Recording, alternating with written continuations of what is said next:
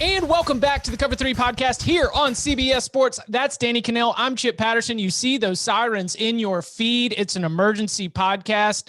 And Danny, I might have jinxed us when I opened Monday's show being like, when are we going to do an emergency pod? When are we going to do an emergency pod? Because you and I both go to bed early, okay? And what time do we go to bed? We go to bed before Kansas decides it's going to do its 11 p.m. Eastern time. I mean, that's not even like a news dump. That's just trying to sneak it in before you can even get in on the local news. The Les Miles and the University of Kansas, the language says have mutually agreed to part ways effective immediately. Statement from Athletic Director Jeff Long. I'm extremely disappointed for our university fans and everyone involved with our football program. There's a lot of young talent on this football team, and I have no doubt we will identify the right individual to lead this program. We will begin the search for a new head coach immediately with an outside firm to assist in the process. We need to win football games, and that is exactly what we're going to do. We landed at a place where we thought we were going to be. Right. And so to spin this forward, do you have any thoughts now that we have some finality with Les Miles out at Kansas? It was inevitable. I'm curious to know what sort of deal was struck. The mutual agreement to part ways seems to me like a couple guys who go way back and, hey, let's not make this thing any uglier. Let's just kind of cut our ties and we'll, no more embarrassment to you, which I don't think is fair. Like, I think if you've done the things you're accused of, you should be embarrassed and you shouldn't get any more of your money that should be coming your way. But probably Les Miles and his attorney, who was extremely aggressive in defending his client over the weekend, has backed off of that, probably because of the 200 pages of information, more of which would come available if he fought this, if this was lingering longer. So this seemed inevitable to me that this was going to happen. It's not surprising at all. What's a little bit surprising to me now is, Jeff Long, who we talked a little bit about as the athletic director of Kansas, what role does he play? Still says he had no knowledge of this information, which if that's true, then why not? Where was the due diligence? And they said they did. And we addressed this on the pod the other day. Then that's a failure on his part of not knowing and not finding this information out. So I think that'll be a critical 48 to 72 hours for Jeff Long from here forward. Does he survive this? And I think, Chip, the other thing that's interesting is he's saying, yep, we're going to go out and hire a search firm for this one. Like, I'm taking this out of my hands, which is frustrating to me. And it's always kind of a joke. Well, we at the Cover 3 pod, we could do our own coaching search firm. Like, you are paid as an athletic director to hire and fire coaches. Like, do your job. But if I was him and I was under this scrutiny, I probably would do the same thing. Like, pin it off on somebody else so that you have that excuse. If there's a mistake made, it wasn't me, it was them. And that's what feels like happening. Well, you can't allow him. Like, even as the, probably there's got to be more internal review at Kansas about the search for Les Miles, the hiring process to be able to bring him in. And there's no way that that's done. I mean, there's just the timing that it takes to really go back and thoroughly review all that. I imagine that a lot of that is still ongoing. Like, you cannot have Jeff Long come out here on Monday night as all of this news is still so raw and be like, and I got this. I am going to lead this search and I am going to find the next head coach for Kansas football. Do you think that Jeff Long's job status is still, or future is still a little bit up in the air?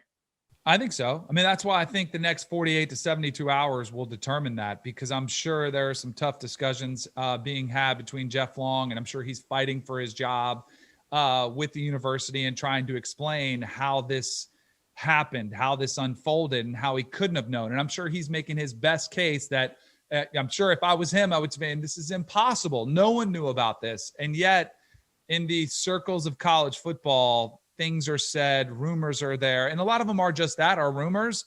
But it is your job when you hire somebody to make sure that you know everything about that potential candidate.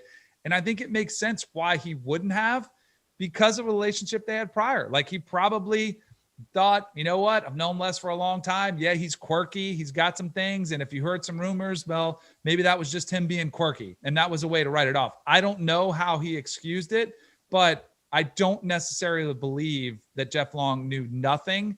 The question is, can he explain it that way to the university to keep his job? And that I don't know. Maybe he does, maybe he doesn't, but I think we'll find out in the next 2 or 3 days. Kansas offensive coordinator Mike DeBoard is going to be the program's acting coach. You and I both hinted on Monday's show about the potential interim side of this. And now we've got to start thinking about, who would take over for Kansas. Where did the Jayhawks go here? Because if you go and look at the on-field results of this program going back more than a decade, it has not been a place where it's been easy to be successful.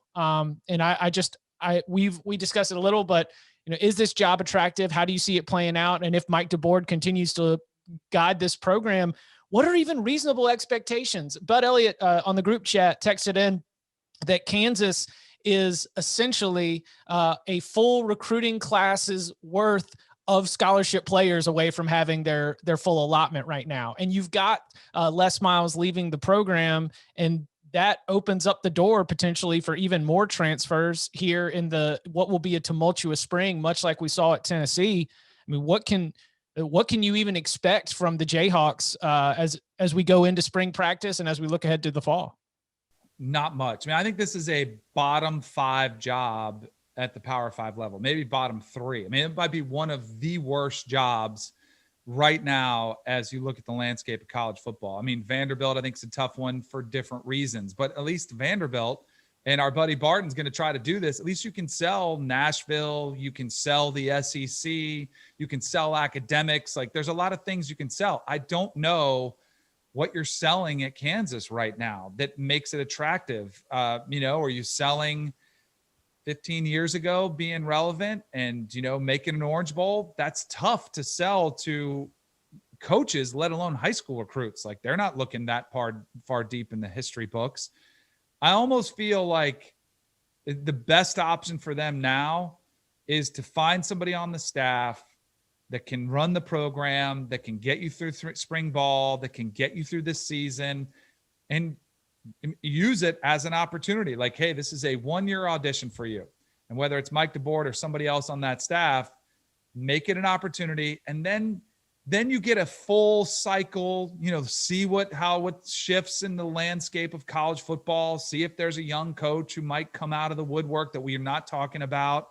See if something happened where one of the hot coaches has a down year and maybe you can pull him out that wants to get to the Power 5. Because we're in March. I mean, this is crazy. Teams are already almost done with spring football, and you're going to try to go pitch somebody. I think it's worth exploring some options, and we were talking about it the other day. Tom was kind of like, well, maybe Lance Leipold is a name that would listen. Maybe, somebody that's going to do something different and wants to take on this challenge, that wants to be that, because I do think you're going to have to back up probably a 6 or 7 year deal to make this attractive. I don't think you can spend with the bigger programs in the Big 12. So you're going to have to use longevity as your selling point. Maybe you get somebody who looks at this as a project and a very unique project and says, yeah, let me take that on. But it's going to take a very unique individual to want to take on that challenge. And my gut tells me that the options that are out there right now, if you make a hire in the next week or two, are not going to be great options available. Okay. Now, can I just take this to fan sports guy land? I mean, you and I got to hit about a lot of different sports. We got to be in a lot of different places. If Kansas lines up in Gonzaga's bracket, I'm taking the Jayhawks, because I think Bill Self, it's like no one's watching him. He's cooking, right? I mean, this is a situation where, I think Bill Self's done a tremendous coaching job turning around this Kansas team and, the way that they finished the season. I think that right now he's got to be looking around and he's like, yo, my boss is stressed. They've got a lot on their plate. The whole athletic department, everyone's going over their emails, trying to make sure that there wasn't any evidence that anyone knew anything. Like, it is from a working standpoint, I think that there is a national championship winning coach who already at a basketball school carries a good amount of weight. But I kind of feel like he's entering the Big 12 tournament and the NCAA tournament. Like, whoo, that looks stressful. Like just totally dialed in on the Jayhawks right now. And it's that he's the one that probably should be feeling the heat and should be feeling more pressure. So I'm because they're a 4 seed. Like this is going to be one of the lowest seedings that Kansas has had in a long time. And he's a year that's been bad for blue bloods, and you could be under some fire for all the issues that you've had off the court. And they're all looking at the football program. Are you kidding me? That's a great situation for Bill Self. Yeah, again, that is irresponsible of me from a journalistic standpoint and totally reckless. But as we are sitting here with the NCAA tournament and March Madness coming up, I just put myself in Bill Self's shoes. And my starting point was I've talked about him and written about him as doing a great job over the second half of the season with a team that I don't think is very talented. So maybe they're a trendy pick to be able to make noise. What if you let's say you're named athletic director at Kansas and you're calling Jay Norvell, you're calling Lance Leipold, you're calling a Willie Fritz. What are you selling them on? Like that's what I was going to the other day on the podcast. It is one of the toughest sales pitches in college football. You've got to be able to have somebody that's going to appreciate community. By the way, if you're Jeff Long, you're like, hopefully I'm here too, but I can't guarantee that. Like, good luck trying to sell this. That's why I think once they find out how hard it is, I think the university might have to look at this and say, you know what? Like we might have to clean house with Jeff Long and we might have to go in a different direction. And some of it goes back to some of the issues that have happened in basketball too. Like it's a little bit of a mess right now. Oh, and Bill Self had the FBI cases and everything else along the way. Yeah. In wild stuff. Answers. I mean, go on. That's incredible stuff. He is Danny Kanell. You can follow him on Twitter at Danny Kanell. We will be keeping our eyes on all the latest developments and be bringing you news when we do get it from the Kansas coaching search or whatever comes next from the Jayhawks. Additionally, as Bud mentioned on Monday's show, probably not going to hit Ed Ogeron or anyone at LSU, but as the Title IX investigation continues, we will keep our eyes on that as well. Danny, thank you very much. You got it.